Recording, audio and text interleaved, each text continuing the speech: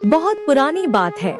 एक महान गुरु थे जो अपने शिष्यों को नैतिक मूल्यों के साथ साथ जीवन की हर परिस्थिति का ज्ञान दिया करते थे।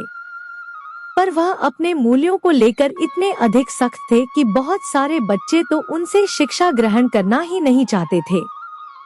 उनका एक नियम था, जो उनकी कठिन परीक्षा में पास होगा वही उनका शिष्य कहलाने के योग्य होगा, अपितु वह उसको अपने गुरु होने का अधिकार नहीं देते थे।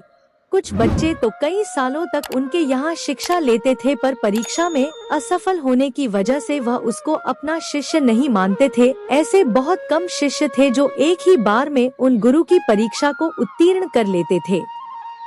शिष्य जब प्रथम दिन आश्रम में आते थे तब वह उनको अपनी परीक्षा के बारे में ध्यान पूर्वक बताते थे और उसमें होने वाली बाधाओं के बारे में विस्तार से समझते थे।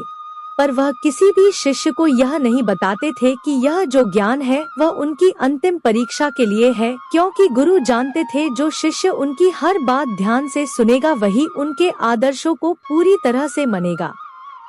इस बार बहुत अच्छे शिष्य उन गुरु के पास शिक्षा लेने आए थे। गुरु को अपने शिष्यों पर बहुत भरोसा था कि वह एक ही बार में परीक्षा को पास कर जाएंगे। उन्होंने पूरे मन से उन शिष्यों को शिक्षा प्रदान की और एक दिन अचानक गुरु ने उनको एक घने जंगल में भेजा और एक दुर्लभ जड़ी बूटी लाने के लिए कहा।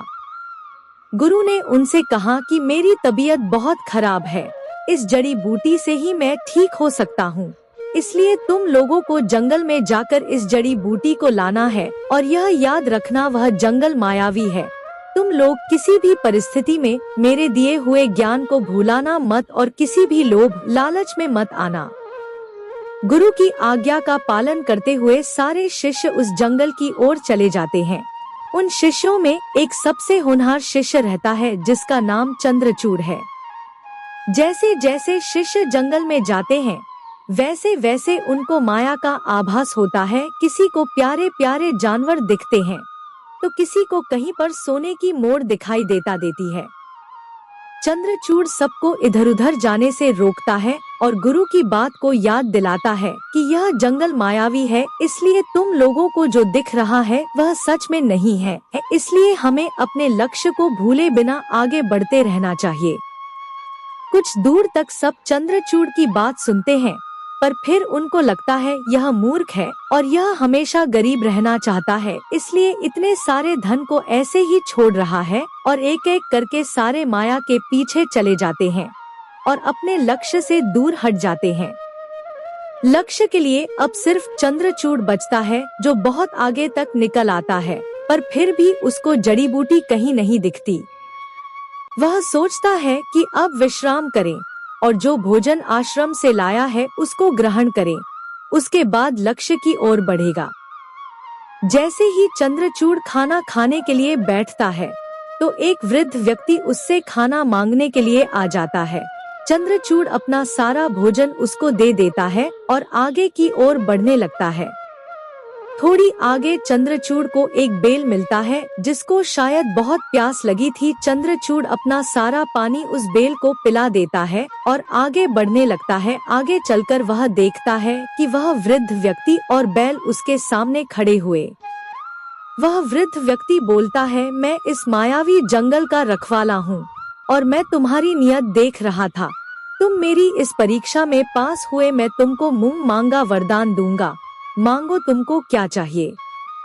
वह विनम्रता से उस वृद्ध को प्रणाम करता है और कहता है, मुझे कुछ नहीं चाहिए, बस इतना बता दो कि यह औषधि कहाँ मिलेगी, इससे गुरु की जान बच जाएगी।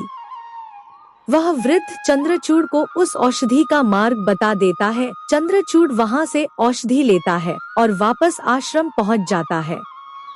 उसे हाथ में औषधि को देखकर आश्रम के गुरु बहुत खुश होते हैं और चंद्रचूड़ को अपने सर्वश्रेष्ठ शिष्य होने का खिताब देते हैं। गुरु चंद्रचूड़ को समझते हैं कि जो गुरु पर अटूट विश्वास रखता है वही इस कार्य को पूरा कर सकता है। तुमने मेरी दी हुई शिक्षा और मुझ पर जो असाधारण विश्वास रखा है उसी की वजह से तुम यह कार्य कर पाए हो। मैं हर शिष्य का इसी प्रकार से परीक्षण करता हूँ, जिसमें बहुत कम शिष्य उत्तीर्ण होते हैं, जिनमें से तुम सर्वश्रेष्ठ हो। इस कहानी से हमें यह शिक्षा मिलती है कि हमें सिर्फ ज्ञान अर्जित नहीं करना चाहिए अपितु उसका उपयोग भी करना चाहिए। जब हम अपने गुरु पर अटूट विश्वास रखते हैं तब हम असंभव परीक्षा में भी पास हो जाते। जिस प्रकार से चंद्रचूड़ ने इस असंभव परीक्षा को पास किया है, उसी प्रकार से हम भी जीवन के हर लक्ष्य को प्राप्त कर सकते हैं।